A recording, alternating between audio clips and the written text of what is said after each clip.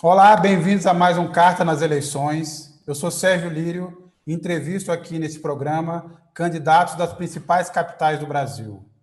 O critério de convite aos candidatos leva em conta a importância do partido, a diversidade ideológica, a trajetória dos postulantes ao cargo e a posição nas pesquisas. Neste programa, eu converso com Olívia Santana, candidata do PCdoB à Prefeitura de Salvador. Candidata, bem-vinda ao programa, obrigado por aceitar o nosso convite. Eu é que agradeço a vocês, a toda a equipe da Carta, por esse convite, por estar tendo essa oportunidade de conversar com vocês sobre a minha cidade, sobre Salvador e esse processo eleitoral. Antes do início da entrevista, vamos conhecer um pouco da história da candidata. Pedagoga, Olívia Santana é deputada estadual desde 2018. Foi vereadora em Salvador, secretária de Educação e Cultura da capital e secretária do Trabalho, Emprego, Renda e Esporte do governo da Bahia. Disputa pela primeira vez o comando da Prefeitura de Salvador. Por que o PCdoB preferiu se aliar ao PP, um partido do Centrão, da base do governo Bolsonaro hoje no Congresso, a buscar ou trabalhar por uma aliança mais ampla entre os partidos do campo progressista?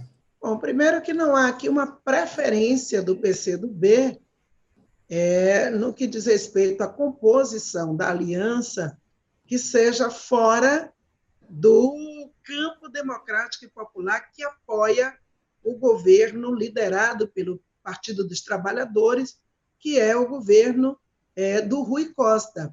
O PP, o Partido Progressista, é da base de apoio ao governador e, inclusive, ocupa a vice-governadoria. O vice-governador do estado da Bahia é do PP, acompanha a gente desde a primeira eleição, a eleição de Wagner, depois a reeleição, depois a eleição de Rui e agora a sua reeleição, não é? Em 2018.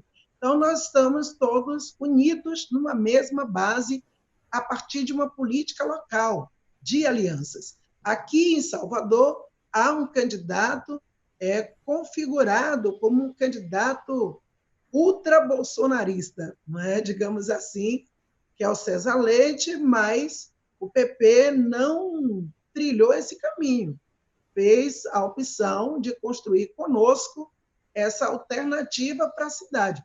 E nós dialogamos com o Partido dos Trabalhadores, com o PSB, buscamos ser a candidatura do campo democrático, mas o Partido dos Trabalhadores buscou um outro caminho, resolveu filiar um nome, não é, da Major, a Major Denise, e, portanto, apresentar a sua própria candidatura.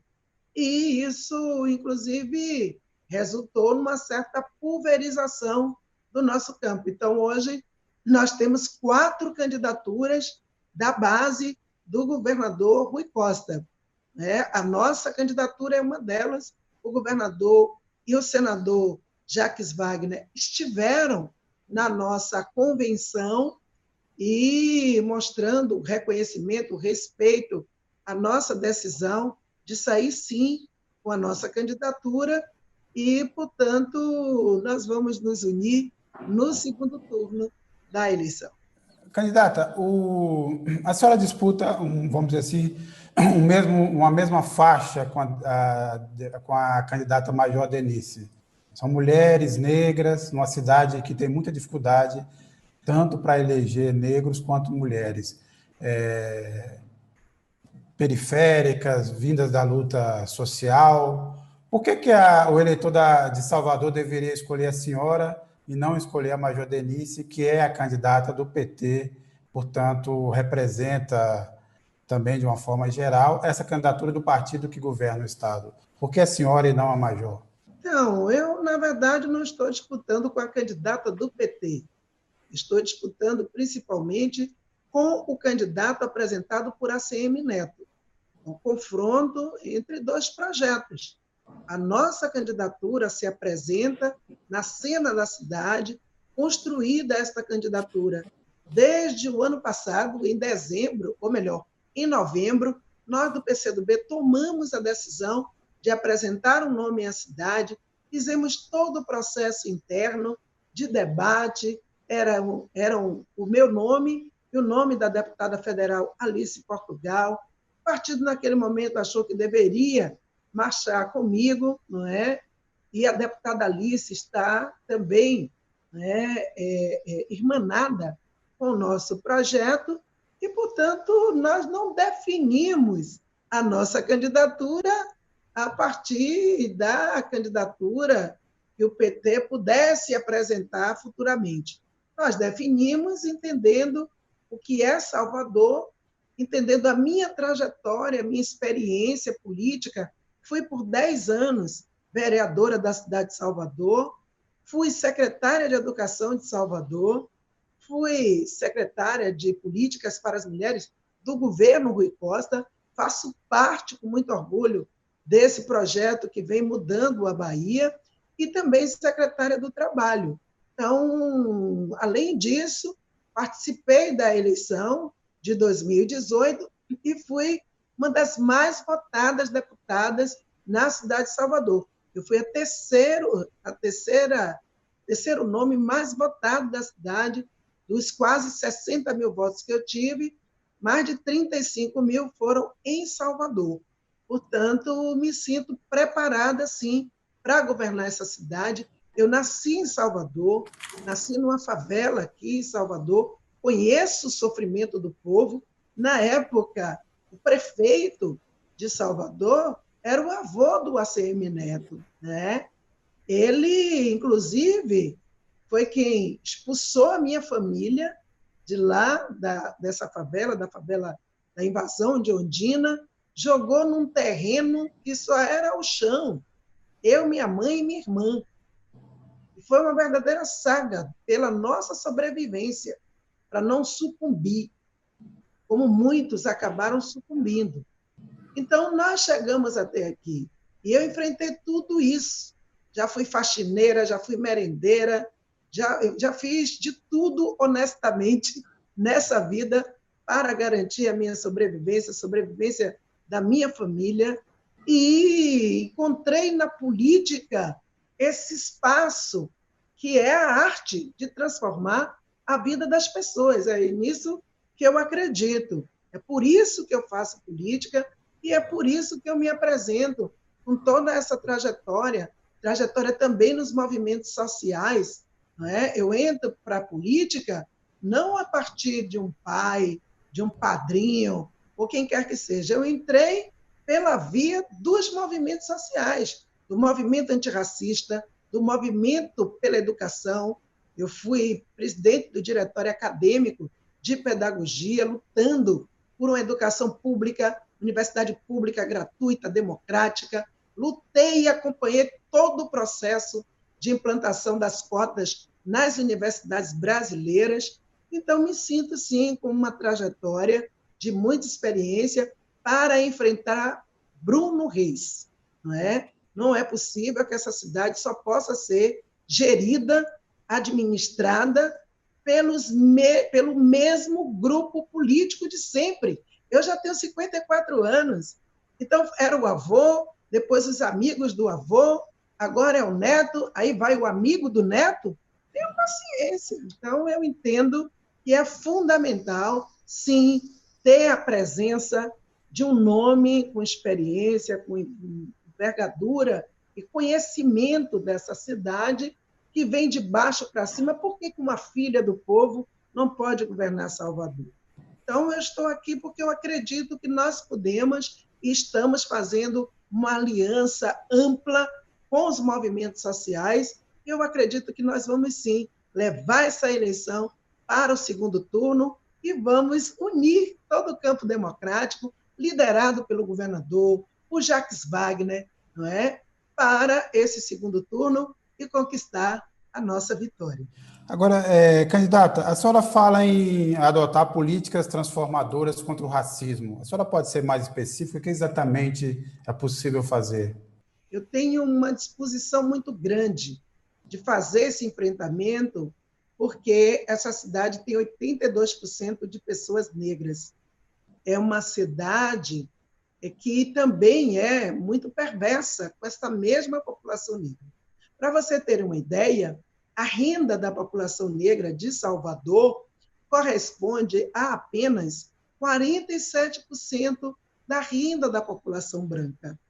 Aqui em Salvador, uma cidade com quase 3 milhões de habitantes, nós temos 450 mil pessoas que não têm sequer o ensino fundamental completo. E essas são pessoas negras e pobres. Então, no meu governo, nós vamos fazer o melhor programa de educação de jovens e adultos já visto nessa cidade. Nós não vamos tratar esse segmento com o descaso que ele vem sendo tratado até aqui. Nós vamos fazer uma política de educação de jovens e adultos significativa, com identidade, as pessoas conhecendo, com um currículo diferenciado, que valorize a história de Salvador, a história desta população, que traga para dentro da sala de aula as referências. Quem foi Lelé Gonzalez? Quem foi Teodoro Sampaio? Quem foi André Rebouças? Quem foi Luísa Bairros? Isso tem que estar no currículo. Nós temos que mostrar as histórias de sucesso que a população negra tem, e não apenas o fracasso realimentando o outro fracasso. Então, eu quero fazer isso, quero articular esse curso, essa formação, esse programa de educação de jovens e adultos com a formação para o trabalho. A educação para o trabalho é fundamental. Os cursos profissionalizantes significam a qualificação de mão de obra para termos a condição de enfrentar essa população, ter condição, sim, de enfrentar esse mercado de trabalho desigual, perverso. Nós temos que atualizar essa mão de obra, porque nós estamos na era da informação, da inteligência artificial. Agora, tem um exército de pessoas excluídas. Eu quero colocar creche na cidade de Salvador. Candidata, como o próximo prefeito, os próximos prefeitos do Brasil, dos mais de 5 mil municípios, vão assumir num momento muito difícil. Aumento brutal do desemprego, fechamento de empresas e de negócios, queda na arrecadação. A senhora, como, obviamente, todos os candidatos progressistas, defende um trabalho para a redução da desigualdade, um trabalho de reforço, aí, ajuda a quem mais precisa. Agora, a questão é a seguinte: de onde viria o dinheiro? E, segundo, qual será a prioridade da senhora nos primeiros meses de mandato, pensando nessa situação? A senhora vai assumir uma cidade com graves problemas decorrentes da pandemia e também dos problemas que a economia brasileira já enfrentava antes do coronavírus. Então, Sérgio, são 3 as nossas prioridades, não é? Nós vamos começar o ano que vem com um plano emergencial na área de emprego e renda, né? Inclusive implantando em Salvador uma política municipal de microcrédito, porque nós precisamos ter recursos para circular no micro e pequeno empreendimento. Nós vamos fazer isso em parceria com a Desem Bahia, que é um organismo, não é? Uma agência de desenvolvimento do governo do Estado. A política de educação, nós vamos ter que garantir o ano letivo, né? A recomposição do ano letivo, retomada da formação das nossas crianças e adolescentes, inclusive incorporando tecnologia à educação, para que a gente possa fazer a reposição desse tempo, não é, da quarentena que acontece esse ano, no próximo ano. No próximo ano, nós vamos ter que ter uma política educacional de 2 anos em um. Agora, como a senhora vai conseguir garantir isso, candidata, no momento em que a gente ainda não tem certeza sobre, por exemplo, se teremos uma vacina eficaz ou se teremos algum tipo de tratamento para amenizar os efeitos do coronavírus? Como é que vai ser possível garantir a volta às aulas no ano que vem, inclusive conseguir também dar conta das falhas deste ano? Sérgio, é claro que nós não seremos irresponsáveis de garantir volta às aulas sem a vacina, sabemos da profunda desigualdade que há na rede pública de ensino, não é? O problema que está para Salvador está para o Brasil inteiro, não é? Mas nós temos que preparar, temos que fazer o nosso planejamento, incorporando, inclusive, como eu disse, tecnologia. Nós vamos ter que disponibilizar na rede municipal de ensino também alternativas de educação remota. Tudo que for possível ser feito para garantir a redução do prejuízo, e aqui os professores têm tido uma atitude extremamente responsável, os professores não estarão presencialmente em sala de aula e reagiram a isso, e eu tenho acompanhado o movimento, claro, mas os professores também não se negam a construir, a ajudar, a colaborar num processo de educação remota.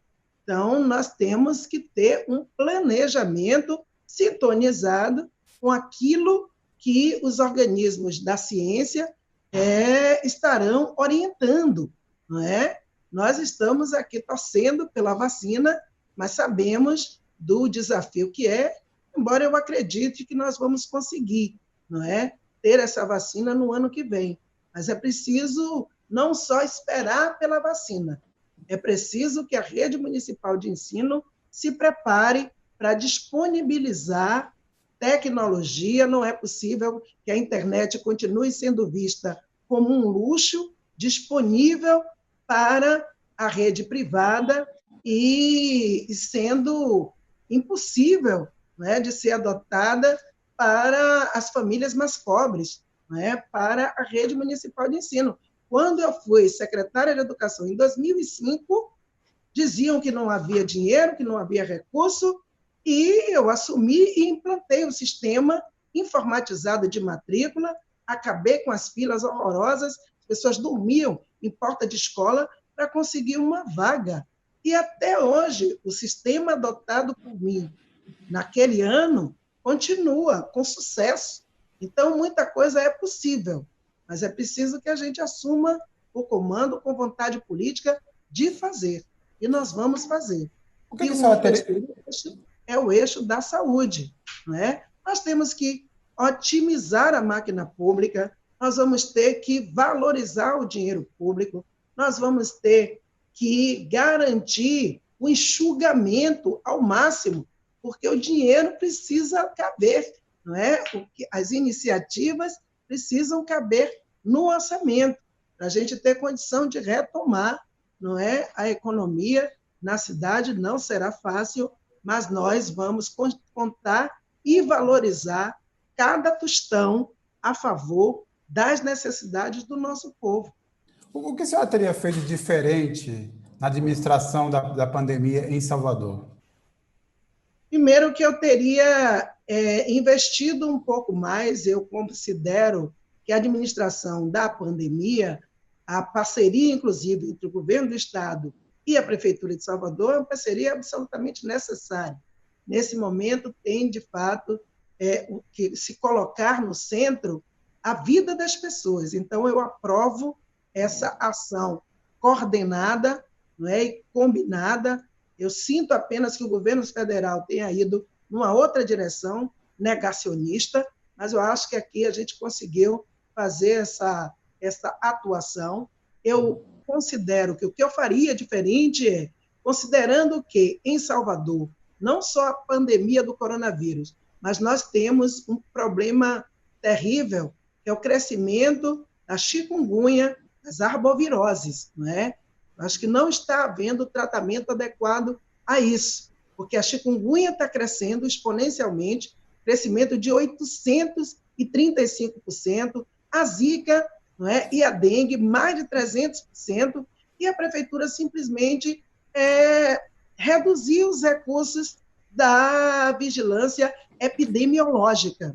Então, eu investiria na vigilância epidemiológica, os agentes de endemia, né? As equipes precisam ser reforçadas, porque o combate teria que ser integral, teria que ser em relação à Covid, mas também em relação a essas outras doenças que, combinadas com o coronavírus, torna ainda mais complicada, né? Ainda mais precária as condições de vida e de saúde da população, principalmente a população mais pobre. No subúrbio, a quantidade de pessoas que estão sendo vitimadas, não é, pela chikungunya, às vezes, inclusive, com situações cruzadas, né, da pessoa pegar o coronavírus, né, de pegar a Covid, mas também já ter tido a chikungunya. Então, é preciso ter uma visão de que a saúde pública ela precisa, e principalmente a atenção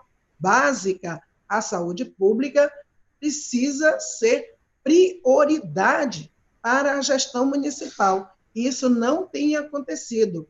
Salvador tem uma cobertura de atenção básica de apenas 55%, né? É uma das piores capitais em relação à cobertura de atenção básica. Então, eu pretendo enfrentar esses vazios assistenciais. Não é possível que a gente tenha uma cidade com tanta desigualdade, uma cidade que tem 17,5% de desemprego, por exemplo, portanto, a renda da população aqui é muito baixa e a gente ainda tenha um cenário da saúde extremamente precário. 74% da população de Salvador se utiliza do SUS, não é? Do Sistema Público de Saúde, e só se tem uma cobertura de atenção básica de 55%. Então, eu tenho um compromisso de ampliar, sim, a cobertura da atenção básica à saúde pública e de lutar também para que esse governo federal ele modifique esse tratamento que vem dando ao SUS. Não é possível que a gente tenha uma redução dos investimentos no Sistema Único de Saúde e, no meio de uma pandemia, numa situação que abala o mundo inteiro, e essa medida, não é, que era a PEC 95, de redução dos gastos, ela continue prevalecendo. Nós temos que usar também o poder político da prefeitura para não sustentar esse governo que está aí. A minha atitude política na condição de prefeita é de lutar pelos recursos que é de direito da cidade de Salvador, mas é também de lutar por uma modificação dessa política de exclusão brutal que vem acontecendo no Brasil. Agora, candidata, a senhora Salvador tem um desafio adicional, porque é uma cidade muito turística, e a gente sabe que esse é um setor que não só foi muito afetado, mas que também terá ainda um longo processo de recuperação, porque ele depende de uma confiança que também está baseada na descoberta de uma vacina, em protocolos de segurança. Como é que a senhora pretende, por exemplo, o que o prefeito pode fazer, por exemplo, para amenizar um problema desse setor que é tão fundamental para a cidade? Então, a prefeitura precisa cuidar da cidade, cuidar da saúde do povo da cidade, até para as pessoas de fora terem confiança em vir para cá. Nós temos que oferecer à população de Salvador uma condição de saúde mais elevada, para dar essa confiança, fazer os investimentos necessários em qualificação de mão de obra, garantir um ambiente de negócio que seja mais oxigenado e mais democrático. Então, eu não posso gerir a cidade olhando apenas para as empresas, não é, que tenham conexão com minha família, com grupos econômicos mais ligados, não é, aos interesses, não é, familiares, como a gente vê que muitas vezes acaba acontecendo. Eu tenho que garantir que, de fato, haja um ambiente de negócios mais aberto, inclusive o turismo doméstico. Eu acredito que não só em Salvador, acredito que no Brasil inteiro haverá muita dificuldade para o setor turístico, até porque a imagem do Brasil para fora é uma imagem muito negativa. A atitude negacionista do presidente Bolsonaro não ajuda para que esse público externo que pode circular no Brasil, visitar as cidades brasileiras, olhe e diga, não, nós vamos. Não é? As pessoas vão voltar mais seguramente depois da vacina. Então, nós temos que garantir na cidade uma elevação das condições, não é, de cuidado, não é, com as pessoas, com o ambiente de negócio, os incentivos fiscais para o setor turístico, cultural e da economia criativa, e a busca de atrair este público também de outros estados, porque eu acredito que no ano, que daqui para frente, o turismo interno, o turismo regional, ele vai ser talvez o principal nicho, já que o turismo internacional vai ter esta queda, não é? Que certamente só será mais segura a vinda das pessoas depois da conquista da vacina. Candidata, por que a senhora merece ser prefeita de Salvador? Porque eu sou uma filha do povo, que conhece os reais sofrimentos do povo, né? As reais necessidades do povo, que tem uma experiência política comprovada, né? E de gestão, e que tem um amor enorme por Salvador. É por isso que eu peço, sim, uma oportunidade ao meu povo, a essa população que tem a minha cara, que a grande maioria tem também a minha própria trajetória, não é, de ter vivido, passado todas as dificuldades que eu já enfrentei na vida. Eu gostaria que essa população tivesse esse olhar empático e me desse, sim, essa chance, essa oportunidade de governar a terceira capital do país, a cidade mais negra do Brasil. Eu recebi aqui Olívia Santana, candidata do PCdoB à Prefeitura de Salvador. Candidata, mais uma vez, muito obrigado por ter aceitado o nosso convite e boa sorte na campanha. Obrigada a você, Sérgio, pela oportunidade. Um abraço a toda a equipe da Carta Capital, que faz um lindo trabalho. Eu não deixo de ler vocês nunca.